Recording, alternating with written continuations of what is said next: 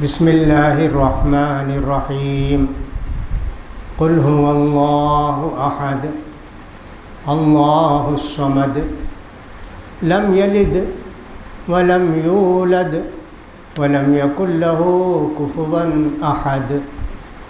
بسم اللہ الرحمن الرحیم قل اعوذ برب الفلق من شر ما خلق ومن شر غاسق اذا وقب ومن شر النفاثات في العقد ومن شر حاسد اذا حسد۔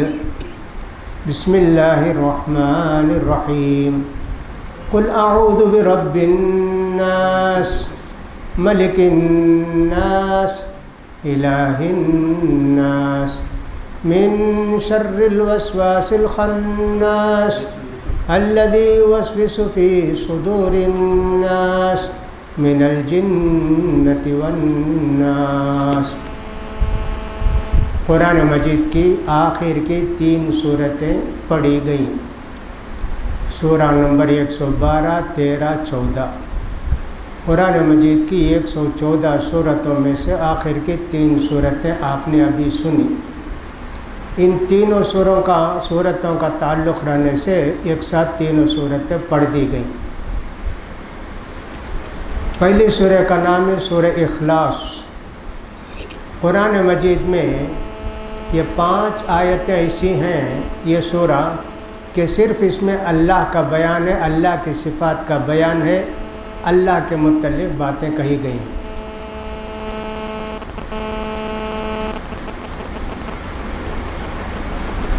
یہ 5 صورتیں ہیں، یہ 5 آیتیں ہیں جس کے اندر صرف اللہ کے تعلق سے باتیں کہی گئی، اس لیے اس سورہ کا نام سورہ اخلاص ہے، خالص اللہ کی صفات۔ عرب کے اندر دستور ایسے تھا کہ کوئی بھی اپنا نام ذکر کرتے تو اس کے ساتھ اپنے باپ کا بھی نام ذکر کرتے، جیسے محمد بن عبداللہ، اس طرح سب باپ کے نام کے ساتھ ذکر کرتے، بچی ہو یا بچہ ہو۔ ہمارے ہاں ایسا رواج نہیں ہے، ہمارے ہاں رواج ایسا ہے کہ ایک ہی آدمی 2-3 نام رکھ لیتے ہیں۔ جیسے ابو بکر نام رکھیں گے تو محمد ابو بکر رکھیں گے، خالد نام رکھیں گے تو خالد احمد نام رکھیں گے۔ ایسا رواج عربوں میں نہیں ہے۔ عربوں کے اندر رواج یہ ہے کہ بیٹے کا نام، باپ کا نام، دادا کا نام ایسے ہوتا ہے۔ کافروں نے پوچھا، محمد آپ اللہ کے تعلق سے پوچھتے ہیں، اللہ کے تعلق سے بتاتے ہیں، بتائیے کہ اللہ کا باپ کون ہے، اللہ کا بیٹا کون ہے؟ یہ انہوں نے پوچھا۔ انسب لنا ربک، تمہارے رب کا نسب بیان کرو، نسب نامہ بیان کرو۔ یہ سورہ مبارکہ نازل ہوئی۔ کہہ دیجئے قل هو اللہ احد، اللہ ایک ہی ہے، اس کا باپ بھی نہیں، بیٹا بھی نہیں، وہ بات کی صورت میں بتایا گیا۔ احد کا لفظ ہے، احد صرف اللہ کے لیے استعمال ہوتا ہے۔ واحد ایک کے معنی میں واحد آتا ہے، احد اکیلا۔ کہو کہ اللہ اکیلا ہے، ایک ہی ہے، باپ بیٹے کوئی نہیں۔ اللہ الصمد، اللہ بے نیاز ہے، کسی کو اس کو ضرورت نہیں، سارے لوگ اس کے محتاج ہیں، وہ کسی کا محتاج نہیں۔ اللہ تعالیٰ کسی کا محتاج نہیں۔ اللہ الصمد، صمد یا صمہ کہتے ہیں چٹان، پتھر ہے نا، اس کے اندر کوئی چیز جاتی نہیں، اس سے کوئی چیز نکلتی بھی نہیں۔ اللہ چاہے تو پانی نکلتا ہے، جیسا کہ سورہ بقرہ میں ہے۔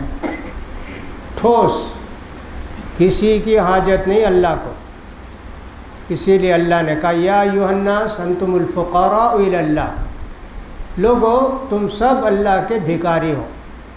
کتنا بڑا مالدار ہو بھائی، وہ اللہ کا بھکاری ہے، اللہ کا محتاج ہے۔ ایک آدمی تھے جن کا نام تھا بہلول، ہارون رشید کے زمانے میں تھے، تو ہارون رشید سے انہوں نے کہا کہ ساری سلطنت جتنی بڑی سلطنت آپ کے پاس ہے، کہیں بھی بارش پڑے تو اس کا غلہ آپ کو آتا ہے نا، ان سب کی حقیقت کچھ بھی نہیں ہے، یہ گلاس پانی اتنی اہمیت ہے۔ کہا وہ کیسے؟ فرض کیجئے آپ کو بہت زیادہ پیاس لگی ہے، کہیں پانی نہیں مل رہا ہے، ایک آدمی کے پاس پانی ہے، اگر وہ آپ کو پانی پلایا تو آپ کیا دیں گے؟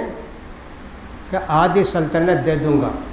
ٹھیک، فرض کیجئے آپ نے پانی پی لیا، پانی نکل نہیں رہا ہے پیشاب کے راستے سے، تکلیف ہو رہی ہے، پریشان ہو رہے ہیں، ایک آدمی نے علاج کر کے آپ کی پریشانی دور کر دی، کیا دیں گے آپ؟ کہ آدھی سلطنت۔ کا دیکھو تمہاری پوری سلطنت کی قیمت ایک گلاس پانی کے برابر ہے۔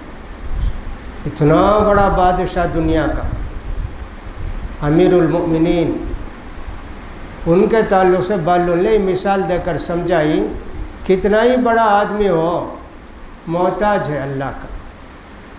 کہتے ہیں کوئی بڑا بادشاہ شکار کھیلنے گیا، رات ہو گئی، ادھر ادھر پریشان ہوا، بھٹک گیا، کسی دیہاتی کے پاس گیا، کھانا وانا کھلا دیا اس نے، شکار کھیلنے جاتا تو سوتا ہے، اس کو بڑی خوشی ہوئی، بعد میں وہ لوگ تلاش کر کے آ گئے، اس نے جھوپڑے والے سے کہا کل آنا ہمارے دربار کو، آپ کو انعام دیں گے۔ بیچارہ دیہاتی کیا جانتا، گیا، دیکھا کہ صاحب بڑا محل ہے، فلاں ہے، یہ ہے۔ کہا بادشاہ بلائے تھے بھائی مجھے، کہاں ہے؟ ہاں جاؤ اندر جاؤ۔ دیکھے تو بادشاہ دونوں ہاتھ پھیلا کے اللہ سے دعا کر رہے۔ ارے اتنا بڑا بادشاہ کسی سے مانگ رہا ہے، وہ کیا دے گا مجھے؟ بادشاہ جس سے مانگتا ہے اسی سے میں بھی مانگوں۔ واپس آ گیا، مانگا نہیں اس سے۔ کہنے کا مطلب ہے کہ آدمی دنیا کے اندر کتنی بڑی حیثیت والا، مالدار ہو، حیثیت والا ہو، اللہ کا محتاج، اللہ کا بھکاری، کوئی کتنا ہی بڑا آدمی ہو، اللہ کی مدد کے بغیر اس کی زندگی دوبھر ہے۔ اللہ الصمد، اللہ بے نیاز ہے، کسی کا محتاج نہیں، سب اس کے محتاج۔ ایک معنی تو یہی ہوا کہ سب اللہ کے محتاج، وہ کسی کا محتاج نہیں۔ دوسرا مطلب جیسا کہ میں نے کہا، نہ وہ کسی سے نکلتا ہے نہ اس سے کوئی نکلتا ہے۔ مطلب یہ کہ دنیا میں ہر آدمی، اس کا باپ ماں دونوں ہوتے ہیں، اس کے ماں باپ ہوتے ہیں، اولاد اگر لکھے تو اولاد بھی ہوتے ہیں، لیکن اللہ کے ذات ایسی نہیں ہے۔ لم یلد، اللہ کسی کو نہیں جنا۔ معلوم ہوا کہ عیسائی کہتے ہیں نا کہ اللہ کا بیٹا ہے عیسیٰ علیہ السلام، ان کی تردید ہو گئی، اللہ کیسے جنے گا؟ کہتا اللہ تعالیٰ قرآن مجید میں، اللہ کا بیٹا کیسے ہو سکتا؟ وَلَمْ تَكُنْ لَهُ صَاحِبَةٌ أَنَّىٰ يَكُونُ لَهُ وَلَدٌ وَلَمْ تَكُنْ لَهُ صَاحِبَةٌ۔ اللہ کی بیوی کون ہے؟ بیوی نہیں تو بچہ کہاں سے آ گیا؟ وہ اللہ جس کو چاہے بغیر بیوی کے بچہ دے دے، جیسا کہ ہم نے آدم علیہ السلام کو دیکھا، بغیر شوہر کے بچہ دے دے، جیسا کہ مریم علیہ السلام کو دیکھا، لیکن اللہ کی بیوی کون ہے؟ معلوم ہوا کہ لم یلد، اللہ کا کوئی اولاد نہیں، اللہ کا کوئی بیٹا بیٹی کوئی نہیں۔ مکے کے کافر کہتے تھے کہ فرشتے اللہ کی بیٹیاں ہیں، ان کا عقیدہ ویسے تھا، ان کی بھی تردید ہوگی کہ اللہ کے بیٹے بھی نہیں، بیٹیاں بھی نہیں۔ یہودی کہتے تھے کہ عزیر علیہ السلام اللہ کے بیٹے ہیں، ان کی بھی تردید ہو گئی، لم یلد ولم یولد، اور اللہ کسی سے پیدا بھی نہیں ہوا۔ حدیث میں آتا ہے کہ شیطان کبھی کبھی آ کے وسوسہ ڈالتا ہے، پوچھتا ہے اجی اس درخت کو کون پیدا کیے؟ اللہ پیدا کیا۔ اچھا یہ ساری زمین کو کون پیدا کیے؟ اللہ پیدا کیا۔ آسمان کو کس نے پیدا کیا؟ اللہ نے پیدا کیا۔ اچھا چاند سورج کو کس نے پیدا کیا؟ اللہ نے پیدا کیا۔ ایسے ہی پوچھتے پوچھتے آخر پوچھتا اللہ کو کس نے پیدا کیا؟ کہا یہ شیطان کا وسوسہ ہے، جب تمہارے دل میں آئے تو کہا اعوذ باللہ، یہ شیطان میرے دل میں وسوسہ ڈالا کہ اللہ کا باپ کون ہے۔ لوگوں نے اللہ کی بیٹیاں، اللہ کا بیٹا تو کہا، لیکن اللہ کا باپ کسی نے نہیں کہا۔ اللہ نے کہہ دیا اس کا باپ بھی نہیں، اس کی اولاد بھی نہیں۔ وَلَمْ يَكُنْ لَهُ كُفُوًا أَحَدٌ، اور اللہ کی قدرت طاقت جیسی کسی کو کوئی قدرت طاقت نہیں۔ اللہ کا ہمسر، اللہ کا نظیر، اللہ کا مثیل کوئی نہیں۔ لَيْسَ كَمِثْلِهِ شَيْءٌ، اللہ جیسی کوئی چیز نہیں۔ یہ اللہ نے قرآن مجید میں فرما دیا۔ 5 آیتیں سب اللہ کے تعلق سے، اللہ کے متعلق، اسی لیے اس سورہ مبارکہ کی بڑی فضیلت آئی حدیثوں کے اندر۔ نبی کریم صلی اللہ علیہ وسلم نے فرمایا قل هو اللہ کا سورہ 1/3 قرآن کے برابر ہے۔ ایک مرتبہ نبی کریم صلی اللہ علیہ وسلم نے فرمایا میں تم کو 1/3 قرآن 1/3 قرآن سناتا ہوں جی۔ صحابہ سب اچھا ماشاء اللہ، اللہ کے رسول سناتے ہیں کیا؟ بیٹھ گئے۔ نبی کریم صلی اللہ علیہ وسلم تلاوت کیے سورہ اخلاص کی قل هو اللہ احد سورہ پڑھ کر گھر کو چلے گئے۔ صحابہ کہنے لگے اللہ کے رسول تو فرمائے کہ 1/3 قرآن 1/3 قرآن پڑھ کے سناتا ہوں، ایک سورہ پڑھ کے چلے گئے۔ نبی کریم باہر آ کر بولے ہاں جی، یہ ایک سورہ تعدل ثلث القرآن، 1/3 قرآن کے برابر ہے، ایسے فرمائے اللہ کے پیارے رسول۔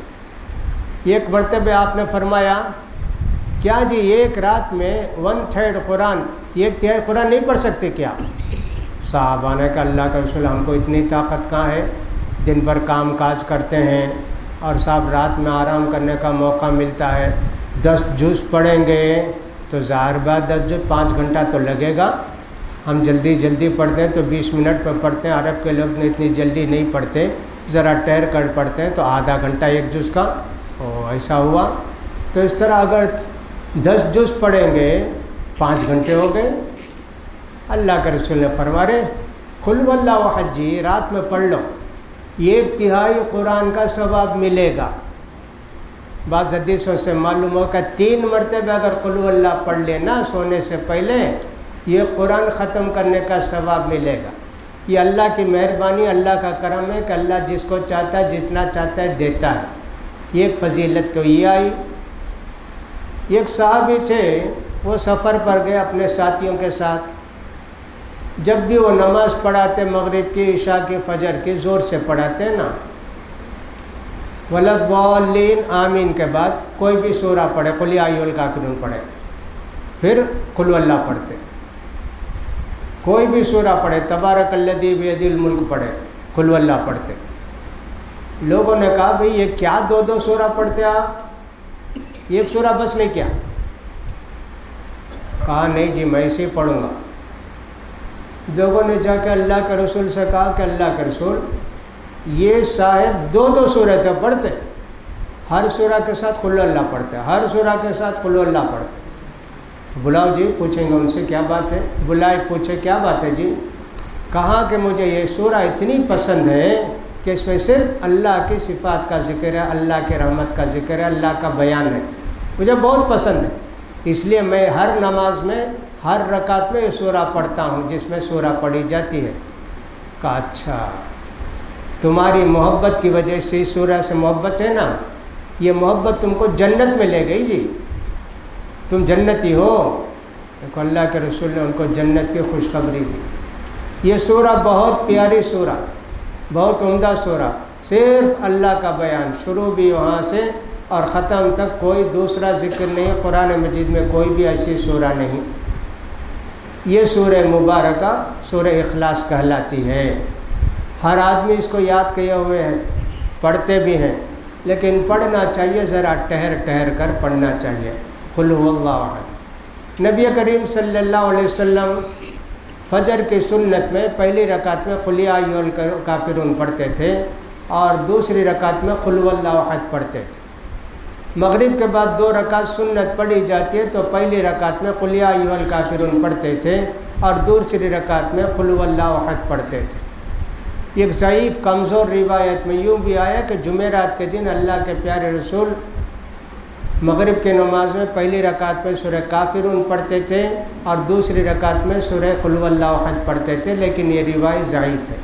باقی فجر کی سنت میں اور مغرب کے بعد کی سنت کی حدیث صحیح ہے۔ تو اللہ کے پیارے رسول کو بھی یہ سورہ مبارکہ بہت پیارا تھا، تو لہٰذا یہ سورہ مبارکہ کے اندر صرف اللہ کا بیان ہے، کسی اور چیز کا بیان نہیں۔ یہ 3 صورتیں ہیں، ایک تو قل هو اللہ احد، قل اعوذ برب الفلق، قل اعوذ برب الناس۔ ان تینوں سوروں کی فضیلتیں، تینوں صورتوں کی ہر نماز کے بعد ایک ایک مرتبہ پڑھنا چاہیے قل هو اللہ، قل اعوذ برب الفلق، قل اعوذ برب الناس۔ ظہر کے بعد، عصر کے بعد، عشاء کے بعد ایک ایک بار پڑھنا چاہیے۔ فجر کے بعد، مغرب کے بعد 3 بار پڑھنا چاہیے۔ بہت ثواب، اللہ زہر سے بچاتا ہے، جادو سے بچاتا ہے، بہت ساری پریشانیوں سے بچاتا ہے۔ یہ تینوں صورتیں ملا کر معوذات کہلاتی ہیں، اللہ کی حفاظت دینے والی صورتیں۔ ظاہر بات ہے 5 آیت 6 آیت سب ملا کے 16 آیتیں، اور سب تھوڑی دیر میں آپ پڑھ سکتے ہیں۔ فجر کی نماز کے بعد 3 بار، مغرب کی نماز کے بعد 3 بار، ظہر، عصر، عشاء کے بعد ایک بار پڑھنا چاہیے ان صورتوں کو۔ نبی کریم صلی اللہ علیہ وسلم کا معمول تھا کہ سونے سے پہلے یہ 3 صورتیں پڑھتے، پڑھ کے ہاتھ میں پھونکتے، سر سے شروع کرتے، چہرے پر ملتے، پھر پورے جسم پر مل لیتے، پھر جہاں تک پیچھے جاتا وہ سب مل لیتے۔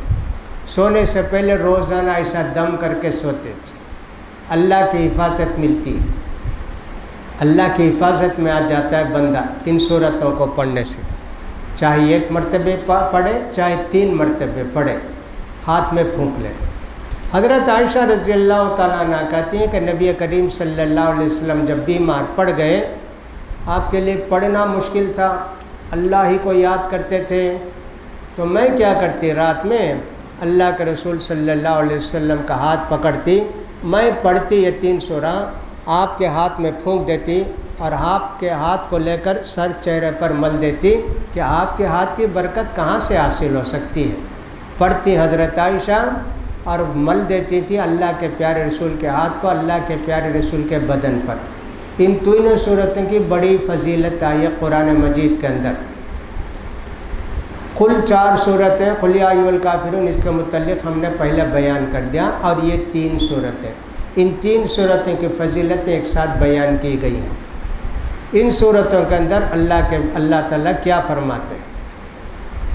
قل اعوذ برب الفلق، اے محمد صلی اللہ علیہ وسلم کہو میں حفاظت چاہتا ہوں، اللہ کی حفاظت چاہتا ہوں، برب الفلق، جو کہ صبح کو پیدا کرنے والا اللہ ہے، فالق الاصباح، رات کی تاریکی کو، اندھیرے کو دور کر کے اجالا لانے والے کی قوت، اجالا لانے کی قوت اللہ ہی کو ہے۔ دنیا کی کسی کو کوئی طاقت نہیں کہ ایک طرف رات کی تاریکی اندھیرا ختم ہو، صبح طلوع ہو۔ جو لوگ اس کو جاتے ہیں دیکھتے ہیں ہوائی جہاز سے، حیران ہو جاتے ہیں کس طرح رات دوڑتے جاتی ہے اور اجالا بھگاتے آتا ہے اس کو۔ اللہ اکبر، قل اعوذ برب الفلق۔ یہ بھی معلوم ہوا کہ مصیبتیں کتنی ہوں، اس لیے کہ اندھیرے کو مصیبت کہتے ہیں، رات کو مصیبت کہتے ہیں، پریشانی ہوتی ہے نا۔ جو آدمی بیمار ہو جاتا ہے، دن بھر کسی طرح گزار لیتا ہے، رات آتی ہے تو بڑے پریشان ہوتا ہے کہ صاحب رات اکیلے رہنا، پریشانی، کب ہوگی صبح، کب صبح ہوگی۔ رات کے 12 بجے سے صبح کا انتظار کرنے لگتے ہیں۔ معلوم ہوا کہ نہیں، اللہ تعالیٰ مصیبتوں کو دور کرے گا۔ بعض بیماریاں تو رات میں بڑھ جاتی ہیں، خاص کر جو اس کو اماواس کی رات کہتے ہیں، بعض بیماریاں بہت بڑھ جاتی ہیں، تکلیف بہت ہوتی ہے۔ اللہ کو یاد کرنا چاہیے، اللہ کی حفاظت چاہنی چاہیے۔ قل اعوذ برب الفلق، مصیبت آئی، پریشانی آئی، اللہ اس کو دور کرے گا۔ اسی کو اور بھی تفصیل کے ساتھ بتا دیا گیا، من شر ما خلق، اللہ کی حفاظت کس چیز سے چاہیے تم کو؟ ہر وہ چیز جس کو اللہ نے پیدا کیا اور اس میں کوئی خرابی برائی رکھی، ہر وہ چیز جس کے اندر برائی ہے، سانپ ہو، بچھو ہو، بیماری ہو، وبا ہو، طاعون ہو، پلیگ ہو، کالرا ہو، کوئی بھی زہریلا جانور ہو، اللہ نے دنیا کے اندر بہت سارے جانوروں کو بھی پیدا کیا، آگ کو بھی پیدا کیا، تاکہ انسان کو اگر کوئی تکلیف ہو یا تکلیف، جس کو سانپ کاٹا ہے، بچھو کاٹا ہے، وہ دوسروں سے بیان کرے گا، ارے ایسا ہے، کاٹ دیا، تھل ملا گیا میں، زہر ایسا چڑھا کہ صاحب ایسا ہو گیا۔ ہاں، اس سے جہنم کو یاد کرو گے نا کہ جہنم میں عذاب دیا جائے گا، لیکن اس سے وہ ہزاروں درجہ زیادہ ہوگا۔ اللہ نے دنیا کے اندر ان بری مخلوق کو بھی پیدا کر کے بندوں کو سبق دیا کہ جہنم کو یاد کرنے کے لیے سب اللہ نے پیدا کیا۔ من شر ما خلق، جو کچھ اللہ نے پیدا کیا اور اس کے اندر کوئی برائی خرابی ہے، ان سب سے اللہ مجھے بچا، من شر ما خلق۔ ومن شر غاسق اذا وقب، اور اندھیرے سے بھی بچا جب وہ چھا جائے۔ ظاہر بات ہے کہ رات میں سب کو انتظار رہتا ہے، ایک تو بیمار کو صبح کا انتظار رہتا ہے، مجرموں کو رات کا انتظار رہتا ہے، شراب پینے والوں کو بھی، زنا کرنے والوں کو بھی، چوری کرنے والوں کو بھی، ڈاکہ ڈالنے والوں کو بھی، گناہ کرنے والوں کو بھی، سب کو رات کا انتظار رہتا ہے۔ اللہ، رات میں آنے والی کتنی مصیبتیں پریشانیاں ہیں اللہ، جتنے برے لوگ ہیں سب رات کا انتظار کرتے ہیں۔ سانپ بھی اپنے بل سے رات میں نکلتا ہے، بڑے بڑے درندے جانور بھی رات میں نکل کر شکار کرتے ہیں۔ جنگلوں میں دیکھ لیجئے، رات ہوتی ہے تو سارے درندے نکل کے آتے ہیں، صبح ہوتی تو چھپ جاتے ہیں۔ اللہ ساری بلاؤں سے، مصیبتوں سے بچا۔ من شر غاسق اذا وقب، اور رات کے اندھیرے سے جب وہ چھا جائے۔ ومن شر النفاثات فی العقد، اللہ جادو کرنے والے لوگ بھی ہیں دنیا کے اندر، عورتیں بھی ہیں، مرد بھی ہیں، وہ پڑھ کر پھونکتی ہیں، تاغے میں گانٹی ڈال کے پھونکتی ہیں۔ ان گانٹیوں میں پھونکنے والے عورتوں کی برائی سے بھی بچا، ان کے جادو کے اثر سے مجھے بچا۔ اسی لیے میں نے کہا کہ جو آدمی روزانہ ان صورتوں کو پڑھتا ہے نمازوں کے بعد، زہر کا اثر، جادو کا اثر نہیں ہوتا ہے۔ من شر النفاثات فی العقد، جادوگرنیوں کی پھونک سے، جو گاٹھی میں پھونک ڈال کے پھونکتی ہیں نا، اس سے بھی بچا اللہ۔ جادو کی حقیقت ہے، جادو مختلف طریقے سے کیا جاتا ہے، اور جادو کرنا کفر ہے، بہت بڑا گناہ ہے، جادوگر کی سزا قتل ہے۔ صحابہ کے زمانے میں، حضرت عمر کے زمانے میں جادو کرنے والوں کو قتل کیا گیا، اگرچہ کو مسلمان تھے۔ جادو کا اثر اس کو ہوتا ہے جس کو اللہ چاہتا ہے، اللہ کے ارادے کے بغیر کسی پر جادو نہیں ہوتا، لہذا جادو ہے اور جادو کی حقیقت ہے۔ مرد بھی کرتے ہیں، عورتیں بھی کرتے ہیں۔ قرآن مجید کے اندر جس جادو کا ذکر آیا، میاں بیوی کے درمیان پھوٹ ڈالتے ہیں، ایسے ہے کہ صاحب پھوٹ ڈالنے کے لیے جادو کرتے ہیں، اور یہودی اس سلسلے میں زیادہ مشہور تھے جادو کرنے میں۔ سلیمان علیہ السلام کے زمانے میں جن شیطان جادو کرتے تھے، اور اسی طرح اللہ تعالیٰ نے 2 فرشتوں کو بھیجا، ہاروت و ماروت کو، ان کو جادو کا علم تھا، اللہ نے اسی لیے بھیجا، ان کو فرشتوں کو بھیجا اور کہا ان کے پاس جا کے نہیں سیکھنا جادو، دیکھیں اللہ کے حکم کو کون مانتا ہے۔ یہودی جا کے چھپ چھپ کے ان کو بولتے، سکھاؤ نا مجھے کیسے جادو کرتے، بتاؤ نا، کہہ کہ لا، نہیں جی، لا تکفر، جادو کرنا کفر ہے، مت سیکھو، جاؤ، نہیں سکھاؤ، ضد سے سیکھتے۔ اللہ کی ایک آزمائش تھی، تو لہٰذا یہودیوں میں جادو آج بھی، اور قدیم زمانے میں بھی یہودیوں میں جادو زیادہ تھا۔ ومن شر النفاثات فی العقد ومن شر حاسد اذا حسد، یا اللہ حسد کرنے والے کا حسد سے بھی بچا۔ حسد کا مطلب یہ ہوتا ہے، کسی آدمی کو دیکھتا ہے اچھی نعمت میں، کار ہے، بنگلہ ہے، اس کی تمنا یہ ہوتی ہے کہ ختم ہو جانا، وہ مجھے مل جانا، وہ مر جانا، وہ ختم ہو جانا، اس کو حسد کہتے ہیں۔ رشک کس کو کہتے ہیں؟ کسی اچھے آدمی کو آپ نے دیکھا، کار ہے، بنگلہ، اللہ مجھے بھی ایسا دے، میرے بھائی کا بھی باقی رکھ، مجھے بھی ایسا دے، اچھی چیز کی تمنا کرنا جائز ہے، وہ علم کو، قرآن کی ہو، کسی بھی چیز کی اچھی تمنا کی، جو لوگ مال لا کے راستے میں مال و دولت خرچ کرتے ہیں وہ سب تمنا کرنا جائز ہے، لیکن حسد کا مطلب یہ کہ چلے جانا ان کے پاس سے، ختم ہو جانا، مجھے مل جانا۔ اللہ حاسدوں کے حسد سے بچا۔ دنیا میں بہت حسد کرنے والے ہیں، جادو کرنے والے بھی، حسد کرنے والے بھی بہت ہیں، رشتہ داروں میں زیادہ ہوتے ہیں حسد کرنے والے۔ کتنا بھی دو، رشتہ دار اگر دیندار نہیں ہے، اللہ کا ڈر نہیں ہے، ان کو تسلی نہیں ہوتی، بس نہیں آتا، ہمیشہ کچھ نہ کچھ تنقید کرتے رہیں گے۔ لیکن دینے والوں کو دینا چاہیے، ان کی تنقید سے، ان کے اعتراض سے اور ان کی برائی سے روکنا نہیں چاہیے، دیتے رہنا چاہیے۔ یہ 5 باتیں اس کے اندر کہی گئی۔ یہ دونوں صورتوں میں قل اعوذ برب الفلق، قل اعوذ برب الناس، رب کا لفظ استعمال کیا گیا۔ رب، اللہ کے بعد قرآن مجید میں سب سے زیادہ رب کا لفظ استعمال ہوا ہے۔ رب کا مطلب ہے حفاظت کرنے والا، پیدا کرنے والا، پالنے والا، اس کو رب کہتے ہیں۔ پالنے والا، حفاظت کرنے والا، مالک، اس کو رب کہتے ہیں۔ قرآن مجید میں 1000 جگہ سے زیادہ رب کا لفظ آیا ہے۔ اللہ کا تو 2500 جگہ آیا ہوگا، رب کا لفظ بھی قرآن مجید کے اندر بہت جگہ آیا ہے، 1000 سے زیادہ جگہ آیا ہے رب کا لفظ۔ اس میں ایک تو الحمدللہ رب العالمین، سارے جہانوں کا رب اللہ ہے، ایک تو رب العالمین کہا گیا۔ پھر اس کے بعد رب الناس یہاں کہا گیا، قل اعوذ برب الناس، لوگوں کا پروردگار، حالانکہ سب کو پالتا اللہ، چیونٹی کو بھی، ہاتھی کو بھی، لیکن انسانوں کو پالنا یہ بہت بڑی بات ہے۔ اللہ نے خصوصیت کے ساتھ رب کا ذکر کیا۔ قرآن مجید کے اندر رب السماوات السبع، 7 آسمان کا مالک، یہ بھی کہا گیا۔ رب السماوات والارض، آسمان کا اور زمین کا رب، یہ بھی کہا گیا۔ رب المشرقین و رب المغربین، مشرق اور مغرب کا بھی رب۔ رب المشارق، یہ بھی کہا گیا۔ رب کا لفظ بہت جگہ استعمال ہوا۔ رب العرش الکریم، بزرگ عرش کا رب، رب العرش الکریم، بزرگ رب کا عرش کا رب۔ رب کا لفظ قرآن میں بہت جگہ استعمال ہوا۔ اللہ کہا قل اعوذ برب الناس، دوسری دعا یہ کرو، سارے انسانوں کا جو رب ہے، پالنے والا، پوسنے والا، ان کی حفاظت کرنے والا، ان کا مالک اللہ تو ہی ہے، تو مجھے حفاظت دے اللہ۔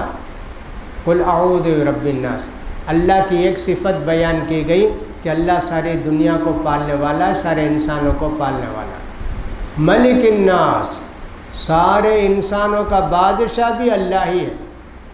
دنیا کا بادشاہ کوئی ہوتا ہے، اپنی سلطنت کا بادشاہ کوئی ہوتا ہے، لیکن سارے لوگوں کا بادشاہ، بادشاہوں کا بادشاہ وہ کون ہے؟ اللہ ہے، ملک الناس۔ دوسری صفت اللہ کی بیان کی گئی، الہ الناس، عبادت کے لائق بھی اللہ ہی ہے، سارے لوگوں کے معبود برحق، حفاظت مجھے چاہیے۔ 3 صفتیں اللہ کی ذکر کہیں۔ اللہ سارے لوگوں کا رب بھی ہے، سارے لوگوں کا بادشاہ بھی ہے، اور کہا گیا تیسری آیت میں الہ الناس، سارے لوگ جن کی عبادت کرتے ہیں، جس کی عبادت کرتے ہیں، اس رب کی حفاظت مجھے چاہیے۔ کس سے حفاظت چاہیے؟ من شر الوسواس، وسوسہ ڈالنے والے شیطان اور انسان کی برائی سے۔ وسوسہ، اللہ کے پیارے رسول فرماتے ہیں شیطان انسان کے دل پر بیٹھے رہتا ہے۔ مچھر کو دیکھیں نا آپ، مچھر آپ کے پاس اطمینان سے آ کر بیٹھتا ہے، اس کے بعد اپنی سوئی نکال کے انجیکشن ڈالتا ہے آپ کو اور خون کھینچتا ہے، آپ دیکھتے ہیں۔ تو ویسے ہی شیطان اپنا وہ سون نکال کے انسان کے دل میں چبو کے اللہ کی یاد سے غافل کرتا ہے۔ جو ہی اللہ کا لفظ آتا فوراً کھینچ لیتا ہے اپنا سون۔ اس لیے اللہ کا ذکر ہمیشہ کرتے رہنا چاہیے، صرف نماز میں نہیں، اللہ کو ہمیشہ ہی یاد کرتے رہنا چاہیے، وضو کرتے وقت بھی، سوتے وقت بھی، جاگتے وقت بھی، کپڑا پہنتے وقت بھی، کپڑا نکالتے وقت بھی، چپل پہنتے وقت بھی، چپل نکالتے وقت بھی، اور سب کھانا کھاتے وقت بھی، کھانے سے فارغ ہونے کے بعد بھی، استنجا کو جاتے جب بھی، کھاتے پیتے جب، ہمیشہ اللہ کو یاد کرتے رہنا چاہیے۔ اللہ کا لفظ آتا ہے تو شیطان وہاں سے ہٹ جاتا ہے۔ من شر الوسواس الخناس، وسوسہ ڈال کے ہٹ جانے والا ایسا شیطان ہے۔ اس شیطان کو اگر اللہ کو یاد نہیں کیے تو وہ شیطان تمہارے دلوں میں بیٹھ جائے گا، اللہ کی یاد سے تم کو غافل کر دے گا۔ من شر الوسواس الخناس الذی یوسوس فی صدور الناس، دلوں میں، لوگوں کے سینوں میں، دلوں میں یہ وسوسے ڈالتے رہتا ہے، مختلف خیالات پیدا کرتا رہتا ہے۔ کبھی تو اللہ کے خلاف بھی آدمی سوچنے لگتا ہے، میں اتنا مانگتا ہوں اللہ دیتا نہیں، جو نہیں مانگتے ان کو دیتا اللہ، یہ کیا اللہ یہ، میں مانگتا ہوں تو مجھے نہیں دیتا ہے، ایسے ظالم ہوتا ہے نا۔ کوئی یہ کہتا ہے کتنے دن سے میں دعا کرتا ہوں میری بیماری اچھی نہیں ہوتی ہے، ایسے کوئی سوچتا ہے؟ اللہ کے رسول نے فرمائے یستجاب لأحدکم ما لم یعجل، جلدی کرو تو اللہ دعا قبول نہیں کرتا۔ جی ابراہیم علیہ السلام 50 60 70 80 90 سال دعا کیا تو اللہ بچہ دیا، 90 سال کے بعد اللہ بچہ دیا، 120 سال کی عمر میں اللہ بچہ دیا۔ کتنے سال دعا کیے ہوں گے جی؟ 90 سال 100 سال دعا کیے ہوں گے نا۔ زکریا علیہ السلام بھی دعا کیے پتہ نہیں 60 70 سال دعا کیے، ان کو بچہ ہو۔ جلدی نہیں، یہ نہیں کہ اللہ کو ٹائم دے دیا، اللہ 3 دن میں دیا تو ٹھیک ہے، نہیں دیا تو مسجد چھوڑ کے چلے جاؤں گا، بیوقوف، تو کس کا بگاڑے گا؟ اپنا نہ بگاڑے گا۔ اللہ کے پاس کوئی ٹائم لیمٹ نہیں، تو کون ہوتا ہے اللہ کے پاس ٹائم لیمٹ مقرر کرنے والا؟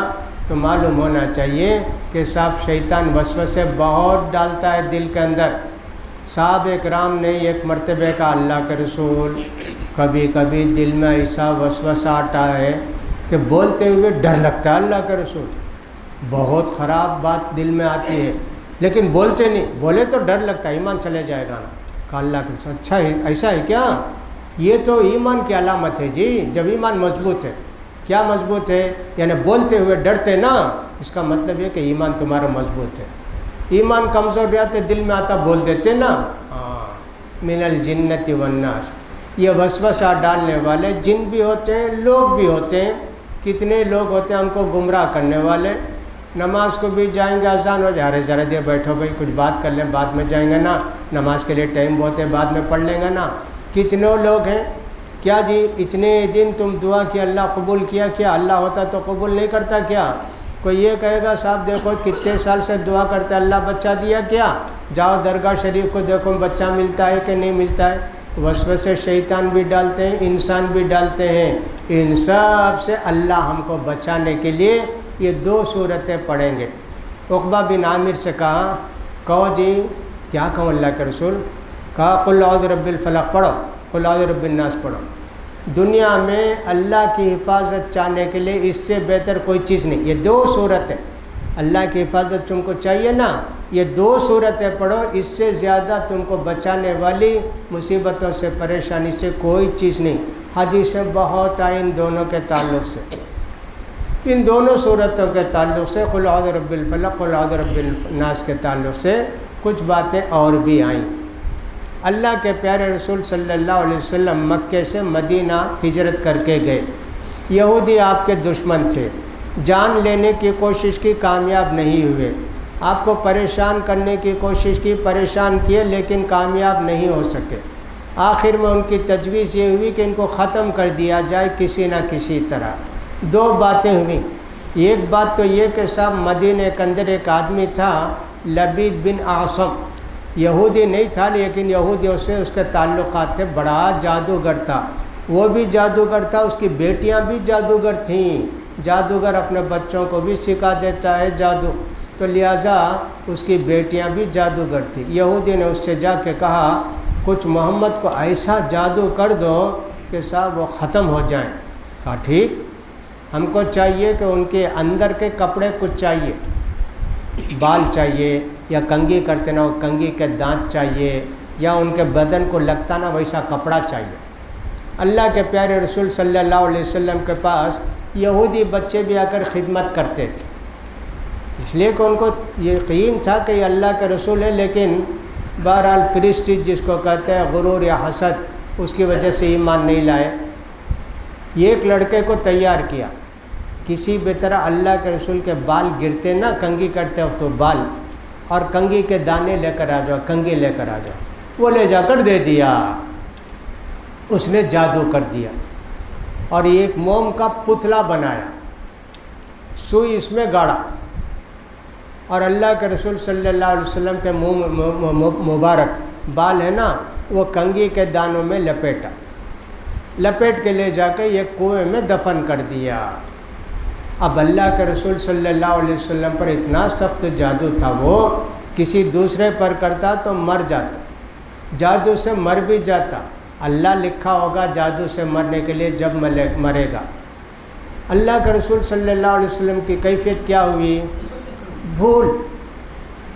آپ کو یاد آتا کہ میں رات فلاں بیوی کے پاس تھا، بولتے نہیں آئے اللہ کے رسول آپ، اچھا ایسے کیا، میں تم سے بات کیا نا، نہیں اللہ کے رسول۔ صرف بیویوں کے ساتھ بات کرنے میں اللہ کے رسول فرق آ گئے، بھلاٹ آ گئی بولتے نا ویسے، باقی اور کسی چیز میں بھول نہیں آئی۔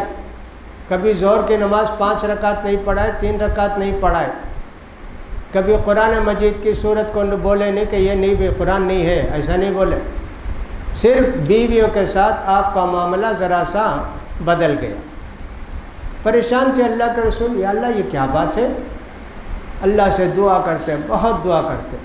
ایک دن اللہ کے پیارے رسول صلی اللہ علیہ وسلم سوئے ہوئے تھے، اللہ نے 2 فرشتے بھیجے، ایک پیر کے پاس بیٹھ گئے، ایک سر کے پاس بیٹھ گئے۔ ایک فرشتے نے دوسرے سے پوچھا کیا بھی ان کو کیا ہو گیا؟ کہا مطبوب، جادو کیا گیا جی ان کو پر۔ من طبہ ہو، کون جادو کیا کیا جی؟ لبید بن عاصم جادو کیا۔ کس چیز میں جادو کیا جی؟ کنگھی کے دانے میں بھی بال میں جادو کیا۔ اچھا وہ جادو کہاں گاڑا ہے؟ کہا کہ وہ جو کنواں ہے نا، اس کنویں کے پاس گاڑے۔ اتنا ہونے کے بعد اللہ کے رسول فوراً ہوشیار ہو گئے، آپ کی نیند کھل گئی، فوراً حضرت علی کو بلائے، دوسروں کو بلا کر بولے جاؤ اس کنویں کے پاس، بنو زریق کے کنویں کے پاس جاؤ، اور اس کنویں کے اندر پانی نکالو اور دیکھو اس کے اندر کیا گاڑے ہیں۔ پانی تھوڑا رہا ہوگا، پورا پانی نکالے۔ اس کا پانی ایسے تھا جیسے مہندی ملا دیے تو کیسے ہوگا پانی، گاڑھا پانی، ہرا پانی ویسے تھا۔ نکالے اور نکال کے دیکھے تو اس کے اندر ایک بت ہے، اس کے اندر سوئی چبوئی گئی ہے اور کنگھی کے دانے ہیں اور اس میں بال لپیٹے، سب اٹھا کے لے کے آئے اللہ کے رسول کے پاس، کہا لے جاؤ اس کو کھولو۔ اب وہ حکم کیا ہوا؟ ایک ایک آیت پڑھو۔ تو 11 گھاٹیاں ڈالی گئی تھیں اور 11 سوئی چبوئی گئی تھی۔ قل اعوذ برب الفلق ایک نکالے، من شر ما خلق ایک نکالے، 11 آیتیں پڑھے، 11 چیزیں نکال دیے، اللہ کے رسول ایک دم ٹھیک ہو گئے۔ اس کے بعد بھولے نہیں، آپ بیویوں کی کوئی بات نہیں بھولے۔ یہ واقعہ بخاری میں صحیح حدیثوں میں ہے۔ لوگوں کو شبہ یہ کہ اللہ کے رسول کو کیسے جادو ہو سکتا؟ اللہ کے رسول کو جادو ہو گیا تو قرآن بھی بھول گئے ہوں گے، فلاں بھی بھول گئے ہوں گے۔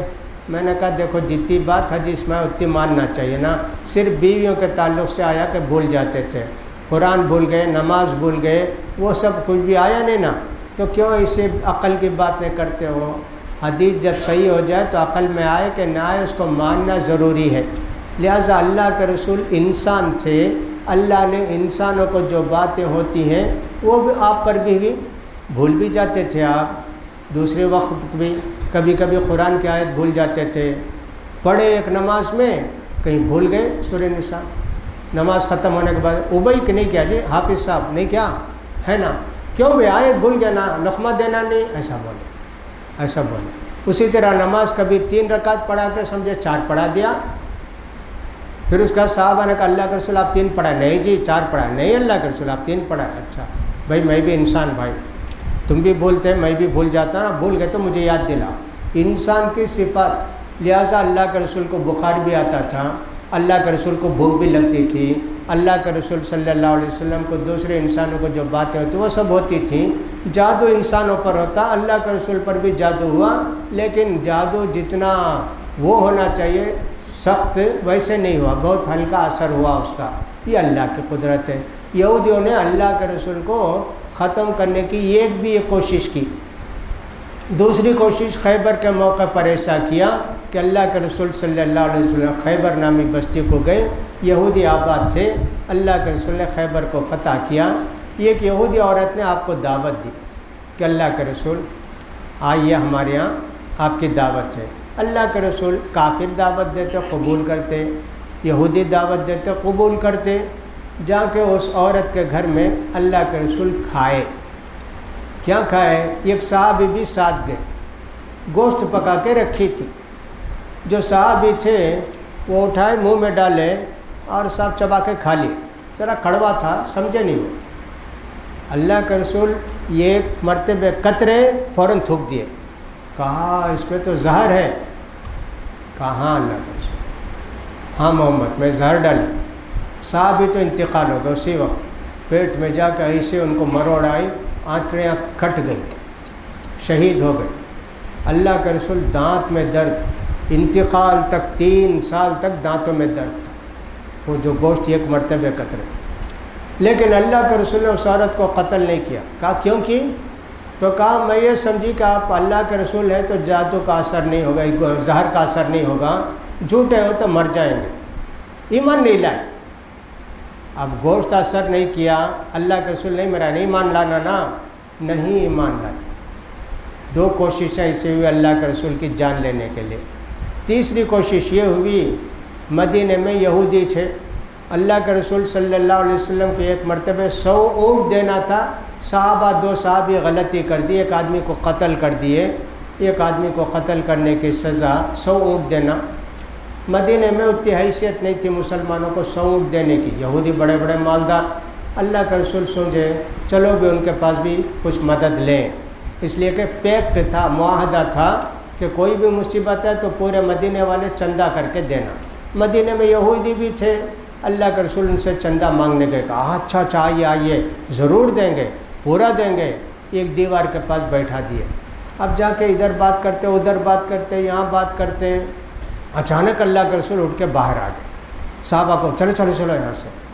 ہوا یہ کہ دیوار کے کنارے بیٹھا دیے تو 2-3 آدمیوں کو دیوار کے اوپر چڑھا دیا، بڑا پتھر دے کے سیدھا ان کے سر کے اوپر ڈالا تاکہ وہ ختم ہو جائیں۔ اللہ کی طرف سے معلوم کرا دیا گیا کہ آپ کی جان لینے کی کوشش کر رہے ہیں، پتھر گرنے والے۔ اللہ کے رسول فوراً چلے آئے۔ تو یہودیوں نے ہمیشہ کوشش کی ہمارے پیارے نبی صلی اللہ علیہ وسلم کی جان لینے کی، لیکن جس کو اللہ رکھے کون اس کو چکے؟ اللہ جس کو بچائے، اپنے پیارے نبی کو اللہ نہیں بچائے گا؟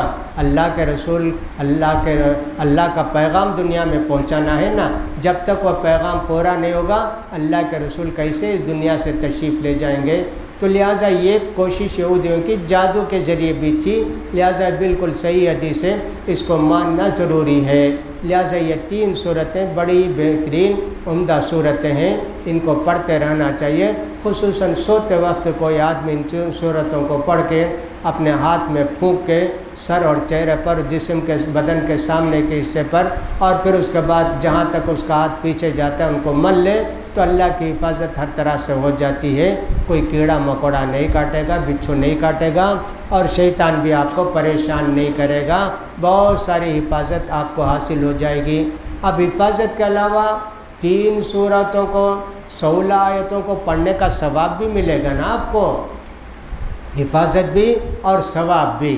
تو دیکھیے ان تینوں صورتوں کے اندر کیا کیا اللہ تعالیٰ نے ہمارے لیے رکھا ہے، لہٰذا قرآن مجید کے ساتھ ہمارا تعلق پیدا ہو جائے، الحمدللہ ہم دنیا میں بہت کامیاب ہو جائیں گے۔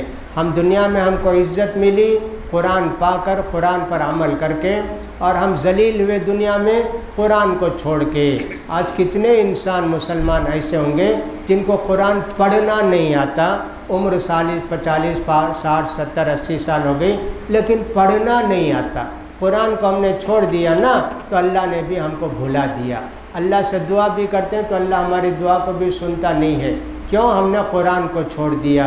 لہٰذا آج بھی اگر مسلمان قرآن کو اپنا لیں، قرآن کی باتوں پر عمل کریں تو اللہ کی حفاظت ہم کو حاصل ہوگی۔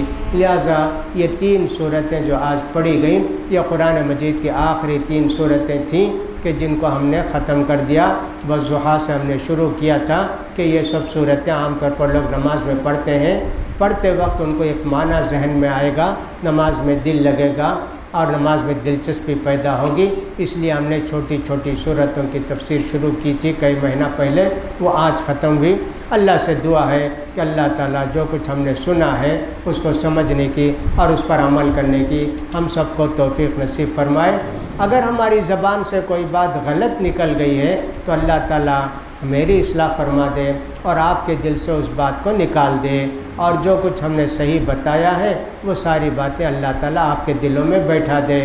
لہٰذا میں آپ سب حضرات کا شکریہ ادا کرتا ہوں کہ آپ بڑی تعداد میں حاضر ہو کر ان باتوں کو سنتے رہے. یہ باتیں میری نہیں تھیں, اللہ کی باتیں تھیں, ان کو سنتے تھے. لہٰذا اللہ کی باتوں کی سننے کی برکت بہت زیادہ ہے.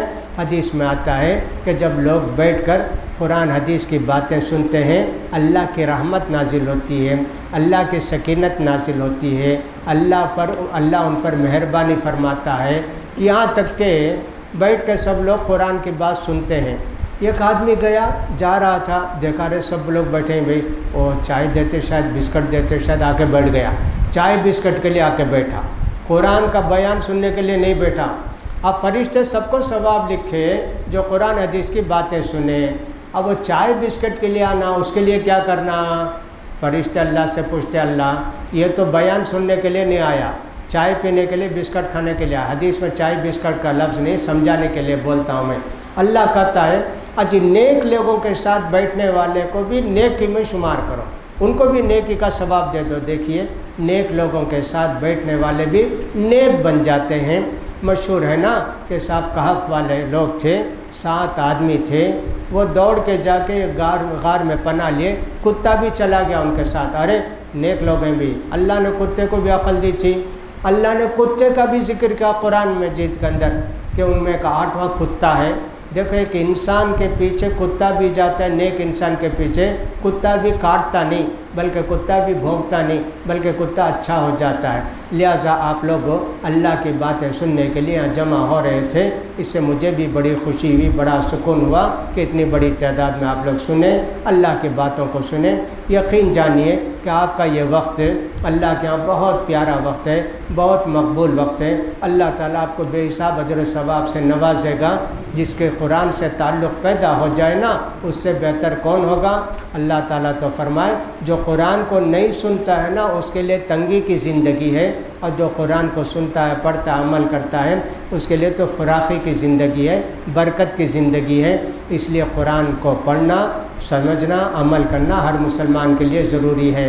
افسوس کی بات یہ ہے کہ ہمارے گھروں میں قرآن ہے اور کئی قرآن ہیں لیکن پڑھتے نہیں ہیں, جزدانوں میں بند کر کے رکھے ہوئے ہیں. یہ بڑے افسوس کی بات ہے. لہٰذا ایک نئی زندگی شروع کیجئے. رمضان کا مہینہ بس آنے ہی والا ہے, وہ رمضان کا مہینہ قرآن کا مہینہ ہوتا ہے. لہٰذا آپ کو چاہیے کہ رمضان میں زیادہ سے زیادہ قرآن پڑھنے کی, سمجھنے کی کوشش کریں, اور وہ سلسلہ رمضان کے بعد بھی باقی رہے کہ قرآن ہم سے الگ نہ ہو, تو اللہ کی رحمتیں برکتیں نازل ہوں گی. بہرحال میں آپ سب کا شکریہ بھی ادا کرتا ہوں, اور اس مسجد کے ذمہ داروں کا بھی شکریہ ادا کرتا ہوں کہ انہوں نے یہ مجھے موقع دیا. اللہ تعالیٰ مجھے بھی آپ کو بھی جب تک رکھے دنیا میں مسلمان بنا کے رکھے, جب ہمارا آخری وقت ایمان پر خاتمہ فرما دے. رمضان آنے والا, اللہ تعالیٰ سارے مسلمانوں کی رمضان کے رحمتوں سے, برکتوں سے نوازے. اللہ تعالیٰ ہماری اصلاح فرما دے, ایمان کی زندگی نصیب فرمائے, سب لوگوں کو روزہ رکھنے کی اور نماز پڑھنے کی توفیق نصیب فرمائے, اور سب کو جہنم سے آزاد کریں.